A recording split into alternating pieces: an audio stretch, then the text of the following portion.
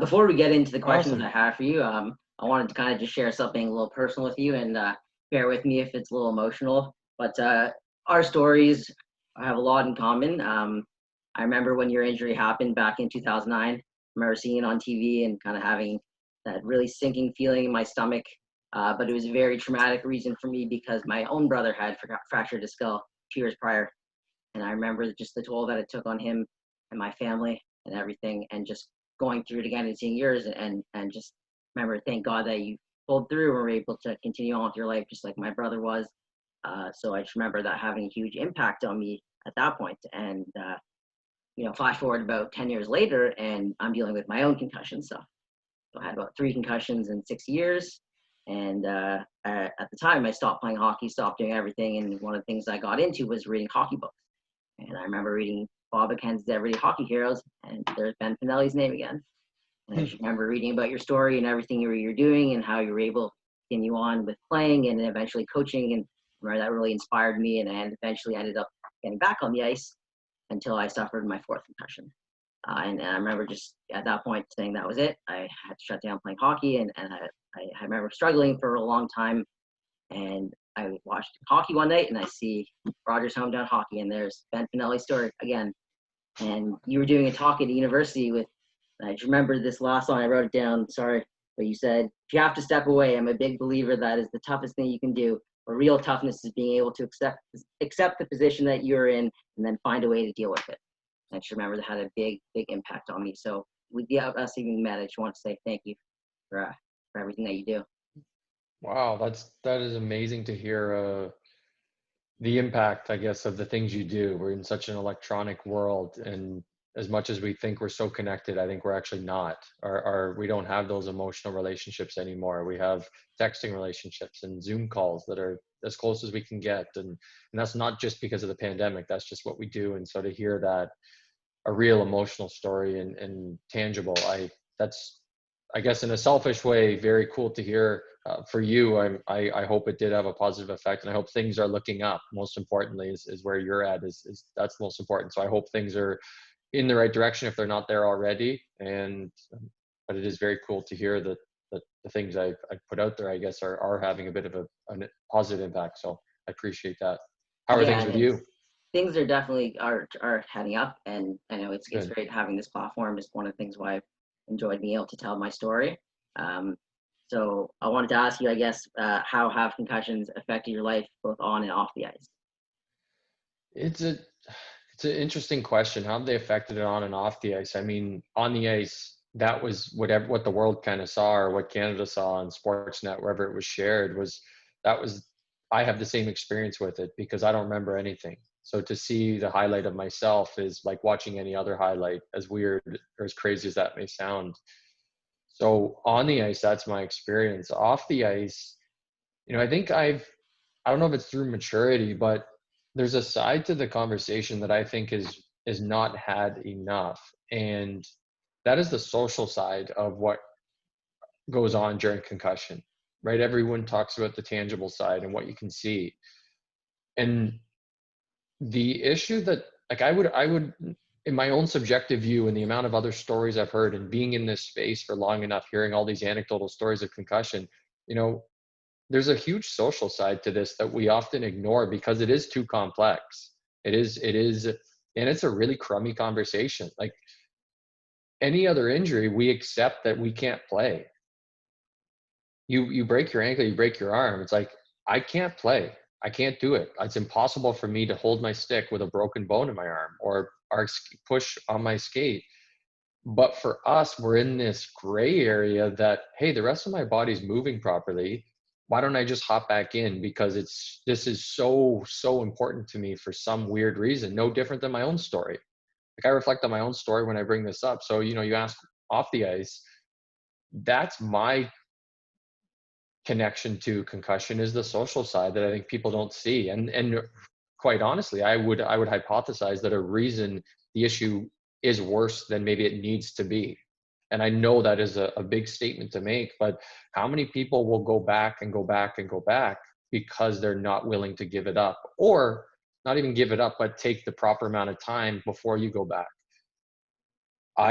I don't know. I don't have that stat either, but I've heard a lot of stories. And again, relating to my own story, it's like, when people ask me that, would you go back and play if you know what you know now? And I know I'm unboxing a huge can of worms, but that's I think what needs to be more of the conversation.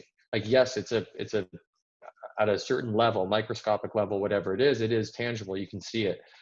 But for the average person, it's not. And there's so many social layers deep of where this issue is worsened, I would say, or increased. And that's through the social side that exists. Well, I have to keep playing. My body's fine. I can keep playing. Or I need to play because it's the only thing I have. Or I'm holding on this dream of playing professionally one day. So I'm willing to take on the risk. And so that's the conversation I guess I like to have or bring to the table, because I don't think it's talked about enough. But yes, long-winded answer, but that's my connection off the ice. I would say as on the ice is very limited in my recollection.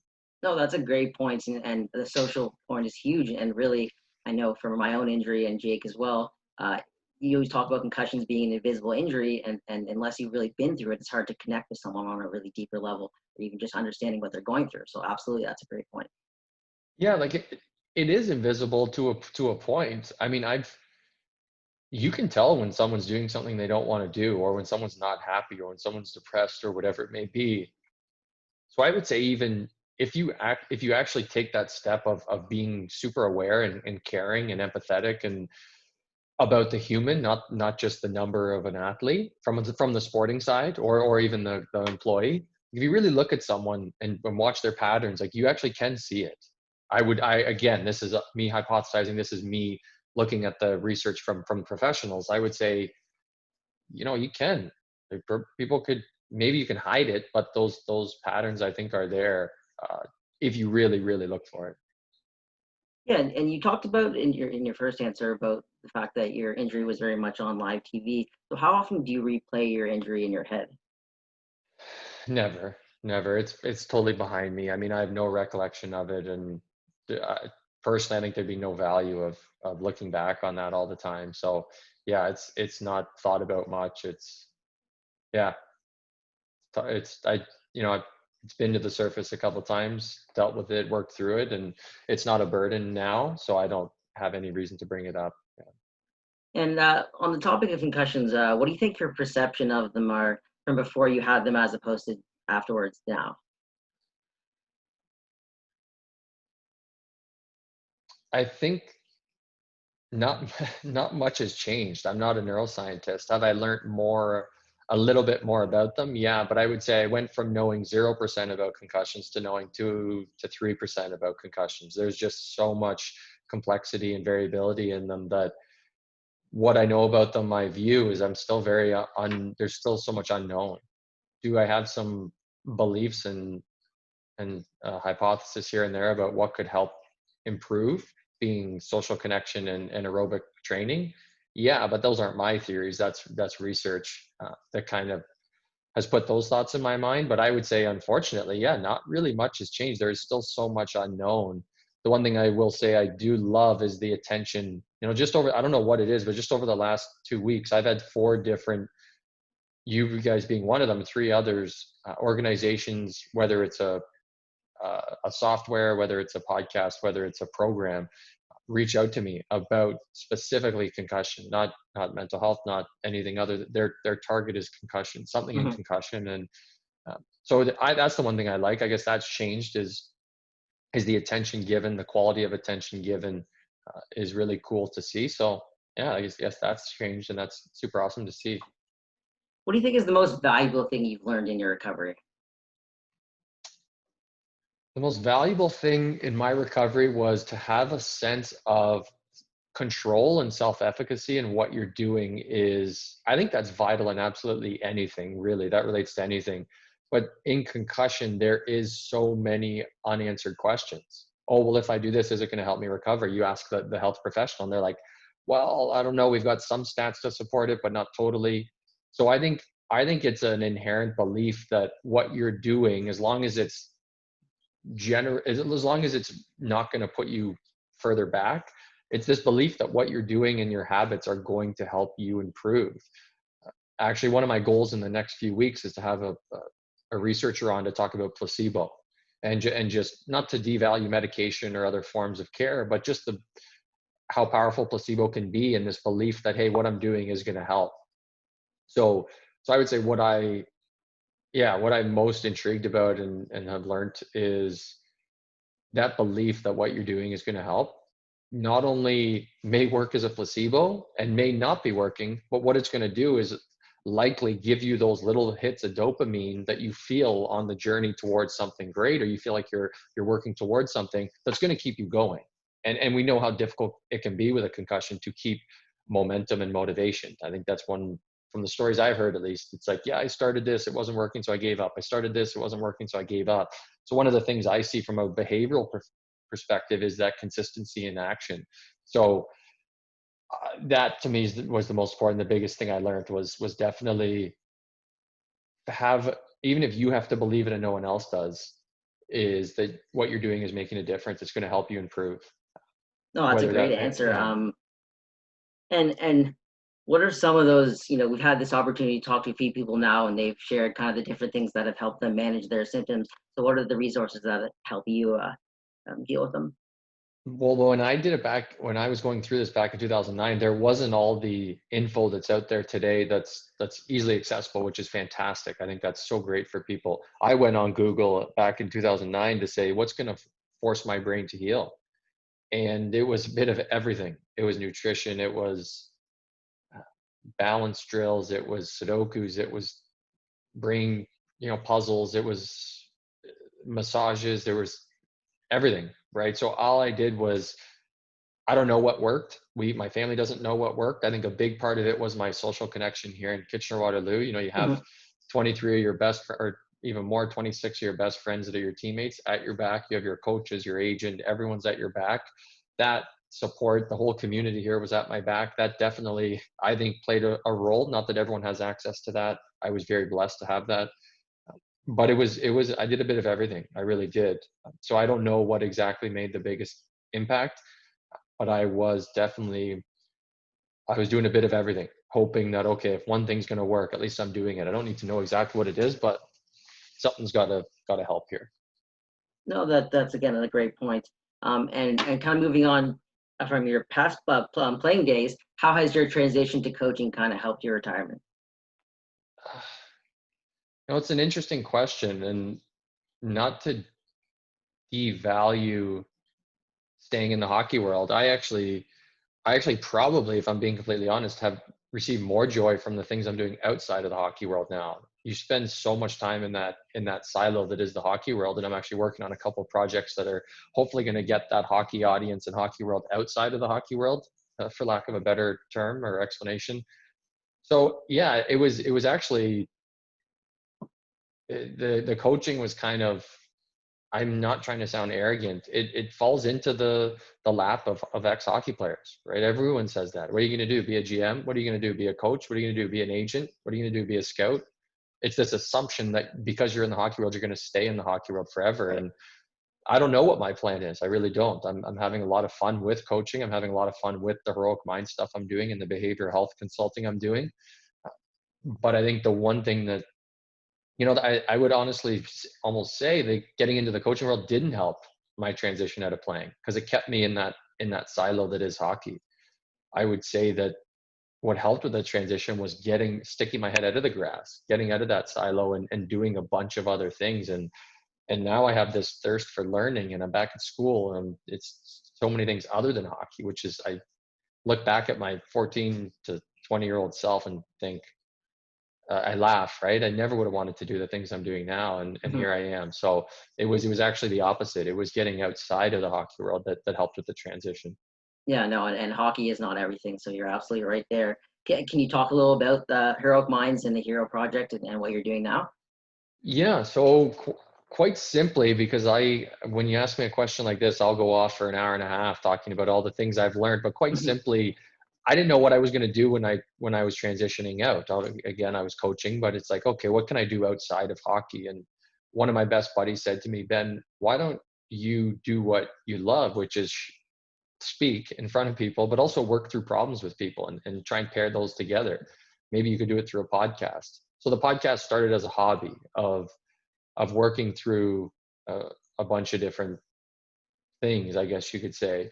Um, issues with people. So I would sit down with people and have open conversations, no script, no intro, no preparation really. I just wanted to say, what were the darkest days like? Tell me about them. Let's not just on the surface. Let's actually dive into it.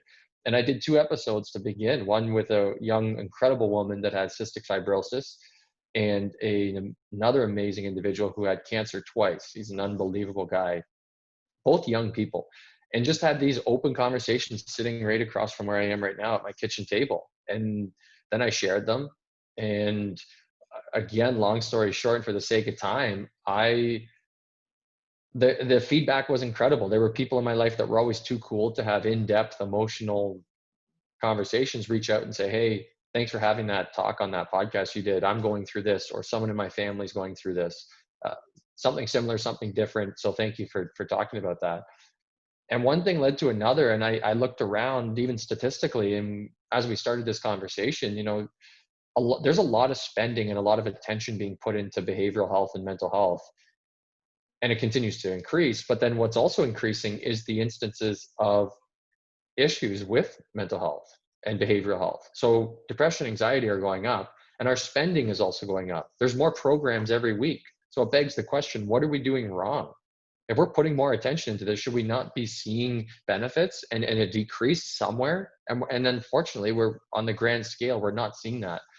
So it made me think, okay, well, I'm going to keep doing this because obviously we need a little more resolve and resilience and adaptability, courage, whatever you want to say right now. So how can I do that with Heroic Minds? And it is like any story, I think, in business or change, it's been a 3-year journey so far. I'm just now finally starting to get everything starting to come together. I can feel it. I can see it. And it's now become a resource for people to find that courage and resolve in their life. I'm shaping right now how that's going to be a tangible product that I can package up and deliver to either individuals or businesses, which has been a lot of fun. And I think in the new year here, we're going to start rolling that out. So it takes the view that, look, there's, I guess if I go into just 3 simple points, is like, look, the world can be unfair. We need to recognize that. If you decide to believe that regardless of how unfair the world is, you believe you can improve your situation, similar to what we said in the concussion questions you asked me, believe that your actions can improve your situation, decide who you want to be and start to behave that way and work towards that. You start acting that way. So you recognize the world can be unfair. You believe you can improve your situation. Even if it's somewhat, you think you're lying to yourself, you don't have to, because you can improve your situation with the tiniest little things. So then it becomes action. How are you going to act and behave in a way that can improve your situation? And obviously, I use storytelling and science and philosophy to deliver this in what I do. But on the grand scheme of things, that's what it is. And I'm just had my 101st episode the other day released. And of all these stories, there is a consistency. No matter age, where people are from, list goes on, there is a consistency across all these people. And it's really quite different than what we're sold today. The self-help book, billion-dollar industry, the grinding, all these videos on Instagram, you got to grind and grind. Well, you keep grinding and grinding, you're going to run out of steam, and you're going to be in your own head, and you're going to be working at 40% instead of 100%. Grinding insinuates that you're working against yourself. You don't want to work out, but you're going to go do it anyways. You don't want to have that tough conversation with someone, but you're going to do it anyways. That's exhausting. Why don't we shape our mindset and our identity so that we want to do that workout and we want to have that difficult conversation, because it's going to make both of those people in the conversation better. And I think so that's the view I'm taking, is decide to be the hero. Decide to do the difficult things because you've shaped your identity and journey and purpose in a direction that you want to do those difficult things, not that you're grinding and forcing yourself through it. So that again, very surface level, but it comes down to the line that I use is decide to be the hero. Decide to be the hero of the story you're living. And when you do that and you align your identity and your behaviors with that, well, there's 101 stories on my podcast that'll show you how powerful it can be. And there's no planning, there's no self-help books, there's no complex ideas. It's quite simple. So yeah, again, very surface level, and I apologize for the long-winded answer, but I could go for hours. No, don't apologize. I really That's love awesome. that. Honestly, you're providing such a valuable service to anyone that might be struggling. You brought up the topic of mental health, and that's an important one. What do you think the role of stigma plays with concussions? Fantastic question. And this is where it comes back to that social side, right? Mhm. Uh, I would even be curious, when you ask me a question like this, I'm at a point right now where I'm trying to be a sponge in everything I do. I'm taking my master's of counseling psychology right now, and it's like there's no more value than just simply watching people. And Mhm. and I would almost put this question back onto you and say, well, what do you think? Right? Because I have my opinion, and that's one-sided. But what do you think of the stigma and what it played in your life specifically? I think what happened with me in terms of my injuries is that uh, I talked about not being able to give up hockey, and when I had my really bad concussion, I would just go and watch the games because I just wanted to be at the rink. And I used to get the question every week, what's wrong with you? You look fine. You look fine. I go to school. You look fine. And like I just felt that I couldn't connect with anyone because everyone was just assuming that I was fine, and I wasn't fine. And that was the biggest problem with me, was that I was so hard on myself already, and just going out there and not getting that self reassurance from other people was crushing. And it wasn't really till I started, taking some mindfulness classes and took a yoga class and really started learning about myself and learning about self compassion and treating myself properly, that I realized that, there are other ways to get the message out. And that's when I think I've been able to kind of accept the stigma as it is and work with it to kind of make it better for myself. Yeah. Yeah, And see, sorry, go ahead. if I can just speak to that as well, because I wanted to touch on something you said, Ben, from before. You were talking about how, like, within your life, you talked about social pressures being a huge part of staying in the game, maybe longer than you might have otherwise been involved because of your injuries. So I'm just wondering, like, how did specifically stuff with like your family and your friends and your teammates, that kind of stigma around, like, oh, you don't have a broken arm, you don't have a broken leg, you don't have any like obvious tangible injury that I can speak to, like, how did you manage all those pressures from people with your own kind of sense of self and your own well-being, and kind of figure out what was the best for yourself? But also, just like, I'm curious, like, now, how do you impart that information to your players, like on your team, on Waterloo? How are you able to take that experience and impart that to them as well? I'm curious. Yeah, both. I mean, both are awesome comments and questions. It's interesting, Joel, as you were talking, you talked about when you decided to take care of yourself and take classes. You then even said, then I started to, you basically started to give back to other people. You started to share. So really what that tells me, and I could be wrong, but I guess this is kind of a question back, is, as you worked on yourself and found the courage and confidence in yourself, what you were really doing, there was no stigma, because you actually started telling people what you felt like and what was wrong, and they could now make invisible visible. And it's like, oh, okay, he's nauseous and he feels like he's going to throw up all the time, and he's depressed and this and that and the other thing. You've now made that tangible for people. But when you're just sitting there watching hockey, looking healthy from the outside, people are like, what's wrong? What's wrong with this? But then you go from not saying anything to being like, hey, here's what's going on. I feel like this. Doctors are telling me this. Hey, I don't like this situation. I mean, I recognize this is unfair, but look, here's where I'm at, and I'm going to believe that I can improve this situation. Not to tie things back into my personal belief of resilience and heroism, but it sounds like as if that was the process, and that was my process too. I was around. Had to show up to the rink every day. Not had to, I wanted to, but I wasn't allowed to play. I was juggling in the hallway as my best buddies walk out onto the ice in their gear. I think there was a part of me that kind of jabbed in the ribs a little bit, because that I had to see that and wasn't allowed to go out with them. But everything was made so aware. I remember how many times guys like, oh, Fanels, I hope you can get back to playing. We miss you. We'd love to have you playing. And the conversation wasn't me keeping to myself, yeah, why me, why me? It was, yeah, me too, guys. Like, I wish so much, but hey, here's what the doctors are saying. Here's how I feel. I'm actually feeling pretty good, but doctors are still saying this. This is my injury. This is what's going on. I'm trying to do this. I'm pushing the envelope. Now things have become tangible. So I think the stigma piece becomes, I know there are some very old school organizations that may not be this progressive, but I think one of the limiting factors one of the furthering factors in the stigma is a lack of communication, lack of openness, lack of sharing, and rightly so. We're, especially in the sporting world, you're in such a at least on the male side, a hyper-masculine environment where if you're anything other than a beast willing to step into a battle, you're looked at as weak. So I get that. But I think you can deliver it in a way where, look, I'm challenging this thing head on, guys. Doctors are telling me this. I'm still feeling a little off, but I'm doing everything I can. That changes things a lot than saying nothing and sitting by yourself in the dark room, right? So I know it's always not cookie cutter and that simple, but I think one thing to change the stigma, Joel, is do exactly what you did. Hey, if I want to make the world better, I have to make myself better first. I'm going to go work on some things, then I'm going to come back and tell people what's going on. And all of a sudden now you have this courage now to share with people and do things. The stigma goes out the window.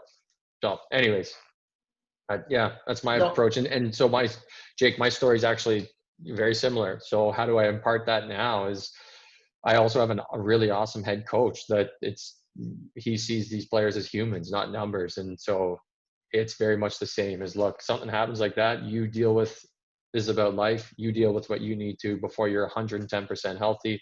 You have to go through all these approval processes before you even skate, and then even approval again before you can play. But we do things the right way. So it's that openness. It's no sense in hiding anything. No, what you said about me, that it really gave me a voice. It gave me something to be passionate about it. And I know when you're dealing with the concussion, like, it can be hard to be passionate or even be happy about things. And I think that was the moment for me where I turned the corner and realized that I can make a difference. And that's why I looked to someone like you who's making a difference. So I really do appreciate that. Amazing. I'm so happy to hear that.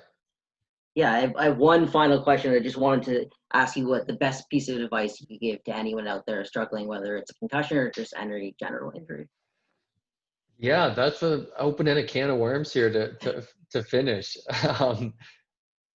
The best advice I think would be decide who, in any situation. I had this the other day in a talk I was doing, and someone asked, if someone wakes up and they don't have the energy, what's the advice you would give them? And again, in modern day context, the classic is just grind or just look for the life hack or something like that. And I think it really what can be really empowering. And again, this doesn't work for everyone. This would be my approach: is decide who you believe you could be if everything was going the right way. And this is a counseling tactic that I'm learning about now, but even just generally speaking, is decide who you believe you could be if everything was good, if everything was going well, and then start to behave in that direction. It doesn't have to be perfect. You don't, just because you don't have to jump out of bed per se, right? That's the goal. 6 a.m. alarm goes off, or whenever you get up, you jump out of bed at the opportunity that exists. That's the ideal. Okay, if that's how I want to behave, I want to be the one that's the cheetah on the offense, the predator, not the prey. I want to be totally just loving what I'm doing, jumping at everything. Okay, that's who I believe I could be. How can I start behaving that way? And it's that behavior and that action that then fuels the emotions you want to feel. It's motivation doesn't come out of nowhere and then you jump out of bed.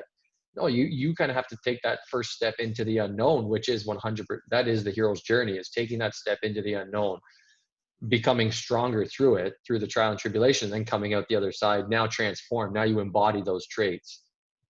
So very simply. So I would say, yeah, but think about who you believe you could be, and then start behaving in that direction. It doesn't have to be done overnight, but then you start to behave. What would I do? What would it look like? What would it feel like to move towards that person that I believe I can be? And with the defects and all the issues I have now, bring those with you. Yeah, I've got some things I got to improve on. I'm not very good at this, not very good at that. I could improve that habit. Okay. You recognize them. Again, recognition is the first thing. I recognize that, and I'm going to start behaving in a certain way. And that's what fuels that cycle of, okay, I'm moving towards something.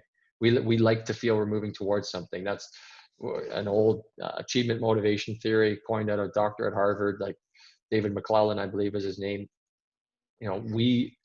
We feel more motivated the closer we feel we are to achieving something.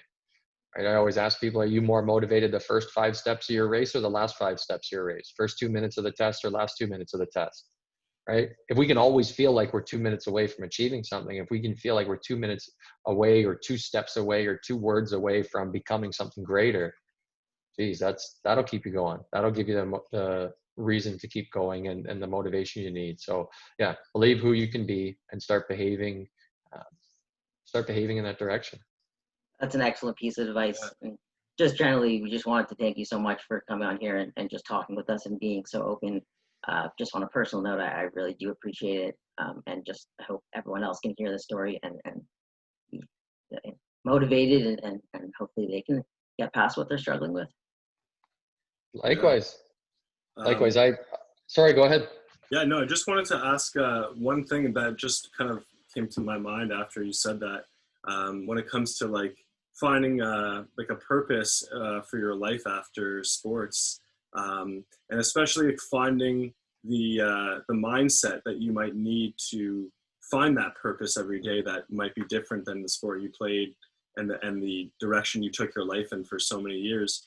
For yourself and others, what do you think is the biggest factor in terms of even believing that your brain could like even get back to, let's say, the exact point that it was before concussions, or even better through various therapies and nutritional supplements, and also through just like working smart and learning like proper brain like neurological practices and rewirement practices and things of that nature.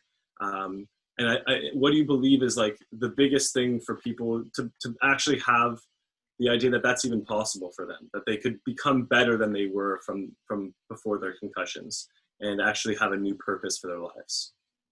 Right. I think you're bridging together two really powerful ideas.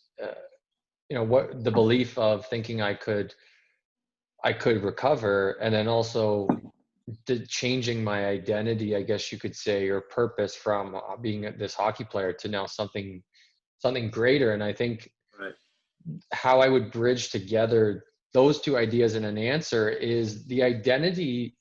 One of the problems is, I guess in a simple way, I would say get out of your own way and find out who you really are. And I was compiling a tweet today that said something along the lines of, you're not the person, you're not the person, or something to do with who you were. You're not the person you think you are with your job and your house and your car. And you realize that when those things get taken from you and life continues to go on, and then life doesn't care about your sorrows and your loss, even people, unfortunately. So you are your own individual self. And until you come to terms with that and realize that, it doesn't matter what medium you use to interact with the world, whether it's hockey, whether it's recovering from a concussion, whether it's a lawyer, whether it's a race car driver. When you can come to terms with that, that's your external identity as you interact with the world, that can all be taken from you. So the only status quo is that the life's going to go on, and you're going to be the same person whether you're wearing hockey equipment or wearing a suit or wearing nothing. You're that same person. Mm-hmm. So to I guess come full circle and answer that question, I think I truly believe, and again, this is my belief and belief system, is that when you find an identity that you can journey through life, and it doesn't matter what uniform you're wearing, it doesn't matter what your hair looks like, it doesn't matter what color your skin is, it doesn't matter who you love or how old you are, how much money you have. That's all. You get to a point where your identity is so much stronger, that deeply rooted in becoming this person that's going to benefit the world. Then you're willing to figure out, okay, how much could I improve? Let's push the envelope on neurological recovery to answer that part of your question. And then also, if hockey gets taken from me, or for whatever reason a pandemic ends my career or something ends my career, perfect. I'm going to take off the outfit I was wearing. I'm still that deep-rooted hero inside, and I'm going to throw on a suit jacket now, or I'm going to throw on scrubs, and I'm going to be a nurse, whatever it is. I carry that deeper identity that it doesn't matter what medium I'm interacting with, I am still going to be the hero of my story and a hero for other people. Now, if you carry that with you, it really doesn't matter what the heck you're doing, because that can't be taken from you. So yeah, you bridge together two really powerful questions, and I hope that answers it. Yeah, well, I really appreciate that answer, because me and Joel were kind of working on a side project, kind of a life after sports, living after the dream concept of like how do people find purpose and direction after creating their whole identity based around a sport for their whole lives. And so that really is an incredible thing for me to think about and take forward for my own purposes for that and for the future of my own endeavors. So thank you so much. That was amazing. Awesome. I appreciate that you guys are doing that. That is something that's so close to my heart. As I continue through my master's and people are asking, are you thinking of doing your PhD or something one day?